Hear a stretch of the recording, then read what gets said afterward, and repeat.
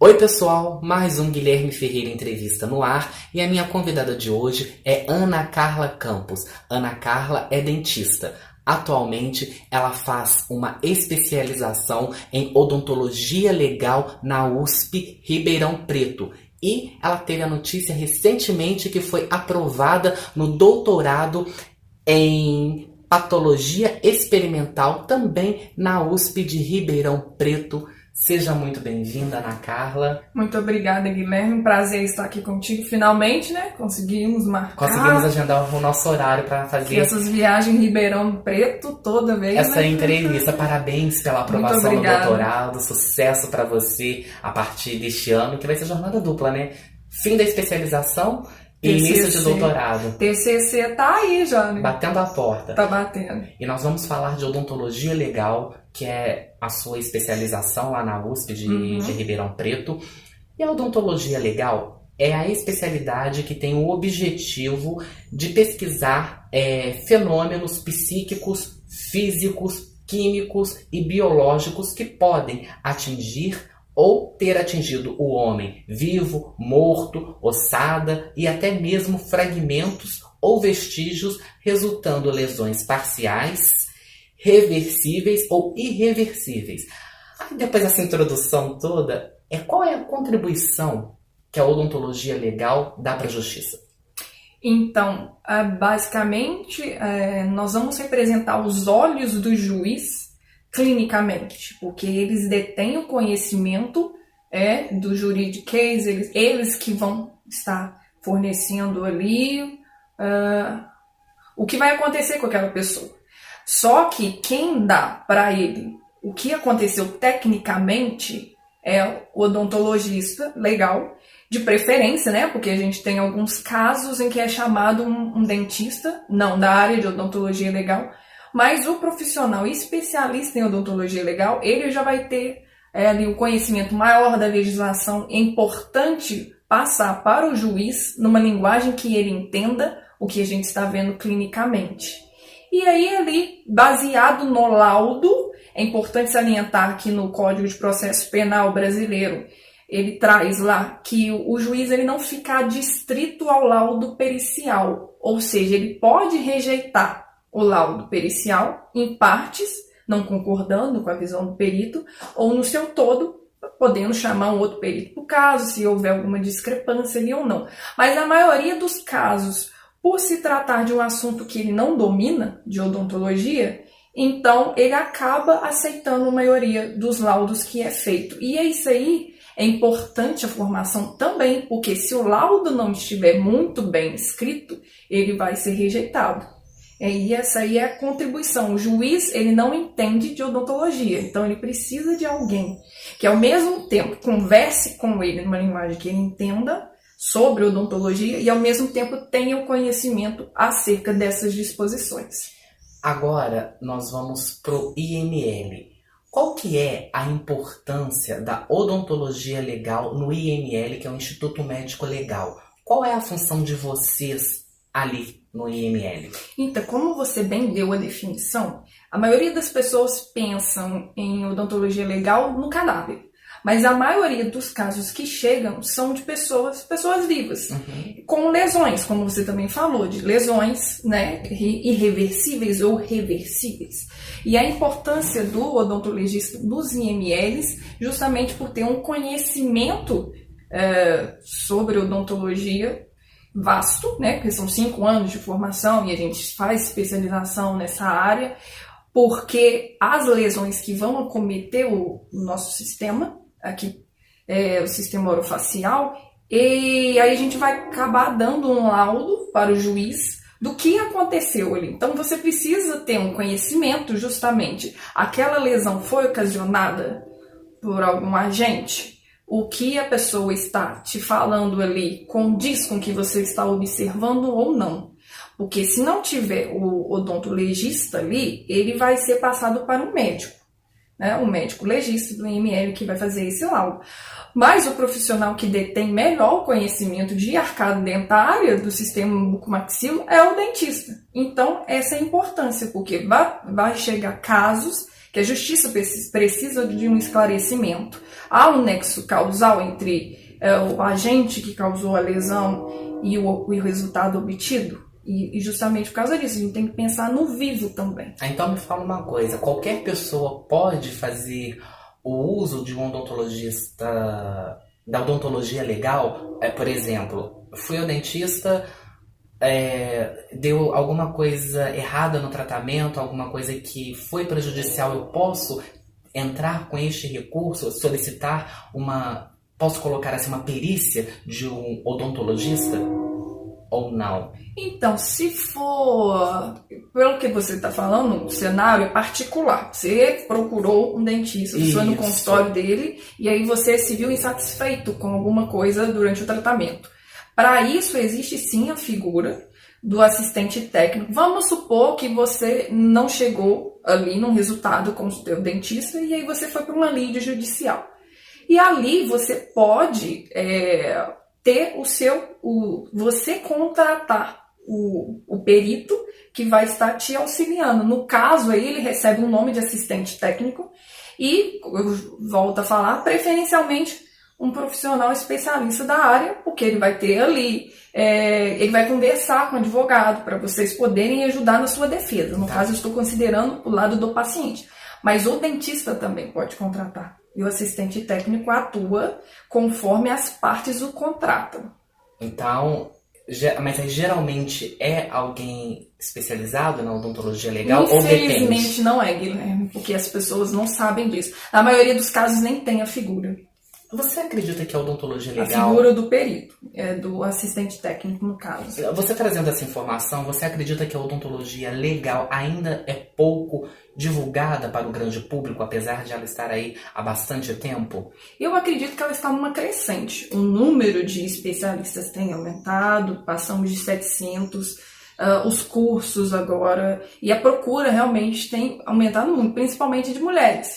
O meu curso é predominantemente formado por mulheres, a turma anterior só tinha mulheres, e aí o curso lá onde a gente está fazendo é bem nomeado, o nosso professor coordenador, ele é muito atuante na área, e aí a gente tem vários eventos que divulgam a especialidade para as pessoas, para o público em geral, e para os alunos da graduação e que querem fazer uma pós-graduação também, como por exemplo esse ano a gente vai ter em Ribeirão Preto o Congresso Brasileiro de Odontologia Legal, que vai reunir vários nomes internacionais, inclusive, que vão estar aqui falando sobre. E é assim que a gente vai conseguindo construir o nome, a imagem da especialidade. É tendo eventos, essa oportunidade que você está me dando aqui de falar sobre. Não imagino.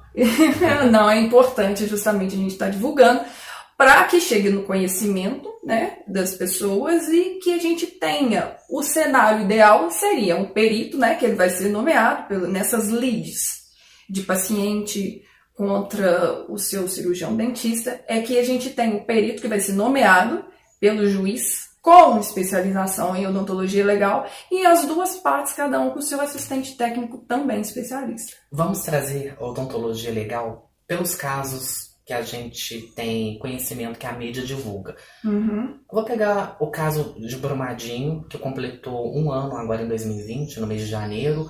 Brumadinho foi um caso que te chocou, mediante a tudo o que aconteceu e mediante ao seu ponto de vista da odontologia legal?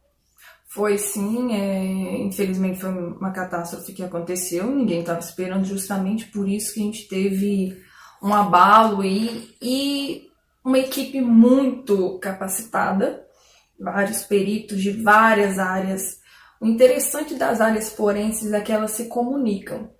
Então, às vezes, você precisa de alguém que conheça de entomologia, você precisa de alguém da arqueologia, nesse caso, muito importante. Você precisa de ter antropologia, você precisa da odontologia, da medicina legal. E foi o que aconteceu. Vários peritos foram chamados, né, para que desse andamento. Eles conseguiram calcular o tamanho da onda e a velocidade com que foi atingida aquela região.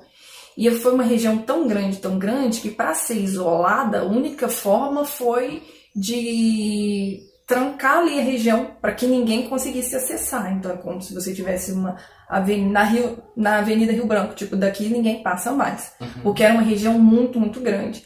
E para ajudar na identificação e na liberação mais cedo possível dos corpos, foi envolvido muita gente. E aí, resta salientar também a importância da odontologia, porque ela é uma das técnicas primárias na identificação de pessoas. E por ser, dentre elas, muito barata, né, em comparação, por exemplo, o DNA. Então, está aí justificada a importância da odontologia. Agora, me fala uma coisa, vamos falar de emocional. Basicamente, eu falei de IML, você entra no IML e vai se deparar com cadáver, corpo mutilado, corpo de difícil identificação. Como que você trabalha o seu emocional?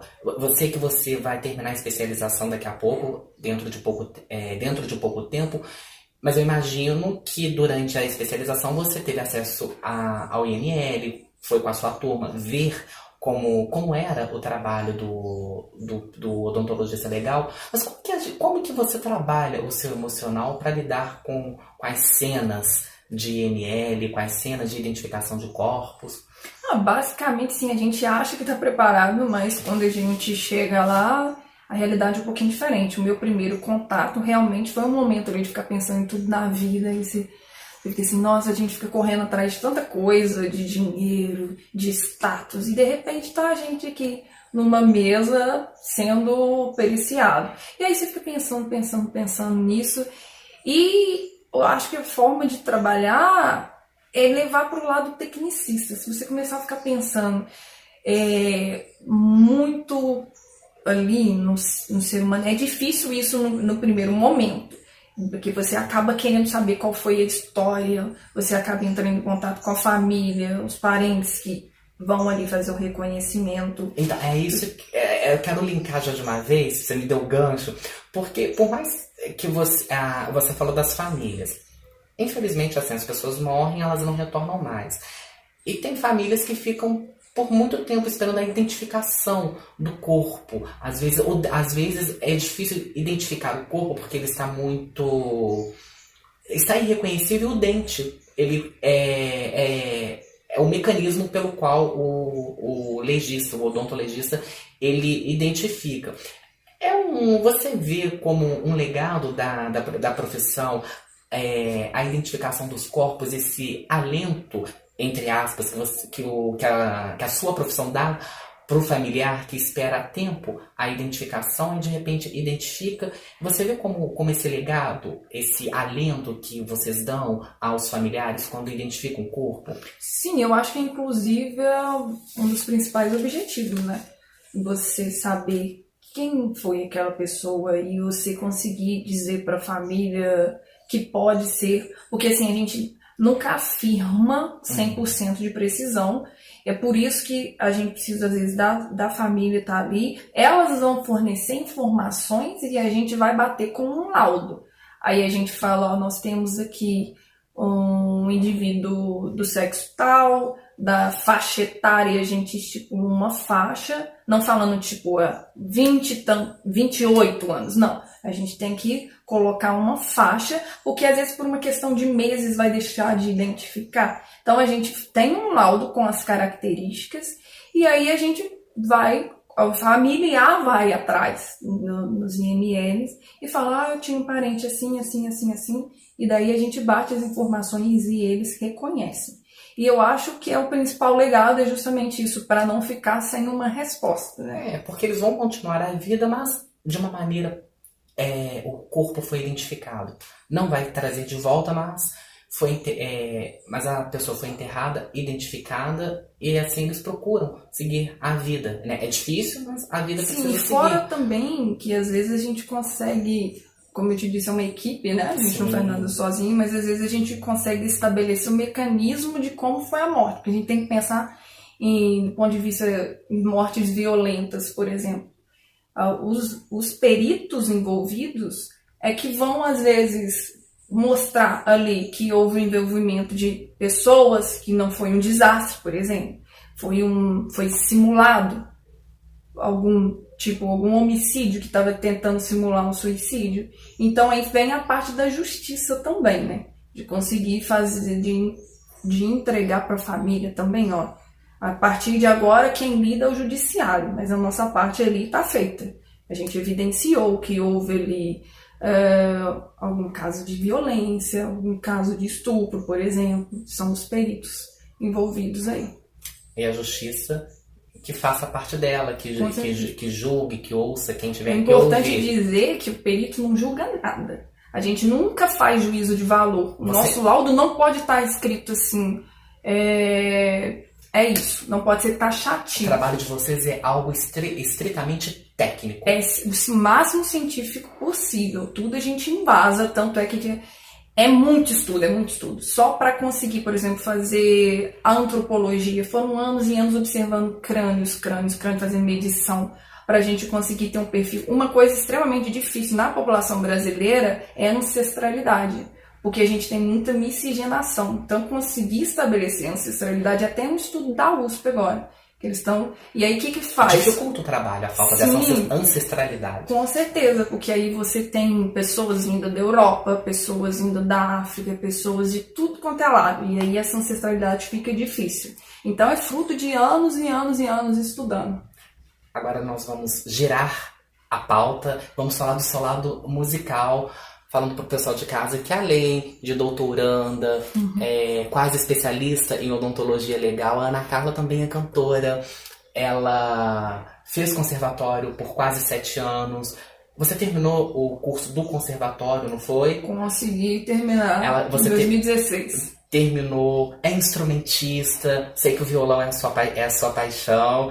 E como é que a música surgiu na sua vida? Bem novinha, na verdade foi por estímulo dos meus pais, com 9 anos de idade. Eu agradeço até hoje meu padrinho Abraão, que ele teve um curso gratuito na igreja e meus pais sempre gostaram muito de violão. E aí me levaram, eu não sabia de nada ainda, 9 anos, muito pequenininha fui. Dali, depois teve um outro grupinho que abriu na Polícia Militar, né, para crianças também, que era de flauta doce. E a intenção era que a gente tivesse uma transição para instrumentos de sopro. Acabou que não ocorreu, mas foi uma experiência muito boa. Ali eu comecei a ler partitura e tive contato com os instrumentos de sopro. Depois disso, eu comecei a ter outras aulas com outras pessoas, e fui indo. Com 13 anos, eu estava tocando na igreja. E a partir daí, eu fui desenvolvendo. Até que esqueci com que idade? 18, 19, aí eu fiz a prova do conservatório, eu entrei para estudar saxofone. Aí formei em 2016, né, curso técnico em saxofone.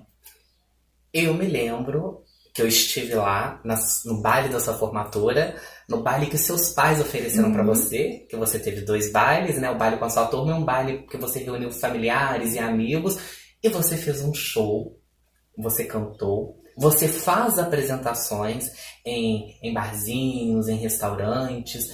E como que é cantar, como que é estar no palco? Essa transição minha demorou um pouquinho, né? Até, porque assim, eu sempre fui de tocar ali pra amigos, aquela coisa bem informal. Pega o violão, vai pra praia, toca ali, coisa e tal. Até, eu comecei em bar mesmo em 2016, que tinha um grupinho, meus amigos até hoje, o Paulo e José Deniak, e na época assim, eu tava começando a cantar, mas não era uma coisa assim, eu gosto de cantar. Naquela época, então o máximo de música que eu conseguia passar pro cantor, eu gostava mesmo de tocar meus instrumentos. Até que chegou um ponto aqui na igreja que precisava de uma cantora. Foi um dia na missa que não tinha ninguém para cantar. Falaram, é você ou você. E aí eu fui na base, vai. E depois disso não parei mais. Eu fui no Sushi Bar que você... Isso, eu comecei lá também. Lá foi um lugar que abriu as portas para mim bem no inicinho. E eu tocava numa pizzaria no Alto dos Passos também. E aí depois fechou. E aí uma pessoa te vê, outra te vê, uma outra te vê. Vai tomando uma proporção. Isso, aí vão te contratando. E tem algum cantor ou cantora que você se inspira? Nossa, eu tenho fases. Eu sou muito fases. Então me fala a fase atual. Não sei. A fase atual. Porque assim, como ano passado fiquei muito envolvida com estudar. Em abril eu fiz o processo seletivo para especialização em novembro para o doutorado. Basicamente fiquei um ano estudando. Não deixei de fazer os trabalhos musicais, mas não sobrou tempo. Eu gosto de estudar a música, principalmente quando é música internacional. Você tem que estudar ali questão de tom, questão de ritmo, questão da letra, com certeza. Né? Então, mas eu já tive fase de Jessie, eu já tive fase Adele. Eu acho que uma fase que nunca sai de mim é a fase Ivete. Quem me conhece sabe. Eu tenho a fase Ivete, assim, na hora que chega no carnaval, então... Aí agora pode dar pra extravasar. Então, falamos em carnaval, né? O carnaval... o Bloco do Batom, você foi intérprete do Bloco do Batom, lançou um CD. Como foi essa experiência? Nossa, foi bacana demais, Guilherme. Eu agradeço muito meu amigo Edmar, que ele é um cara aqui em Juiz de Fora pra samba. E ele me carregou com ele, eu não sabia que proporção ia tomar, ele me convidou, vamos gravar o samba do Bloco do Batom, e eu naquela empolgação, eu adoro experiência nova, né? E ele já tinha me chamado alguns outros anos para trabalhar com ele, mas nada de gravar. Foi a minha primeira experiência em estúdio. E em samba também? Não, em samba não, porque quem me colocou em contato com o samba foi o cavaquinho. Em 2009 eu comecei a tocar cavaquinho, e a partir dali eu tive que aprender samba, e aí foi. E aí tô aprendendo até hoje, porque é muito vasto, né? Sim. Então tô aprendendo, e aí vai em casa tocando, conhece, faz em barzinho. Já fizemos dias só de samba também, com um grupinho. E foi minha primeira experiência gravando em estúdio, gostei demais. Ana Carla, muito legal. Maravilha, eu quero muito agradecer a você por ter me recebido aqui na sua casa, por ter vindo esclarecer um pouco da odontologia legal, falar desse seu lado musical. Mas a gente vai encerrar com ping-pong. É bate-rebate, eu sei que você é esportista, vamos como no ping-pong, é bate-rebate. Vamos lá. Odontologia legal. Para mim, responsabilidade. Identificar corpos. Essencial. Doutorado. Um sonho. Música brasileira ou música internacional? Música boa. Cantar é? Libertador. Maravilha. Você quer deixar contato? Eu sei que a sua rede social ela é aberta, que você divulga seus trabalhos, o espaço é seu. Eu estou no Instagram, eu tenho 2, eu sempre confundo. Eu tenho Ana Carla Campos 90, tem isso? Porque isso aí é meu e-mail, eu já até confundi já. O Instagram é isso, mas a gente faz o seguinte, quando o vídeo for ao ar, eu já vou deixar descrito. Um dos Instagrams são campus_ana.carla.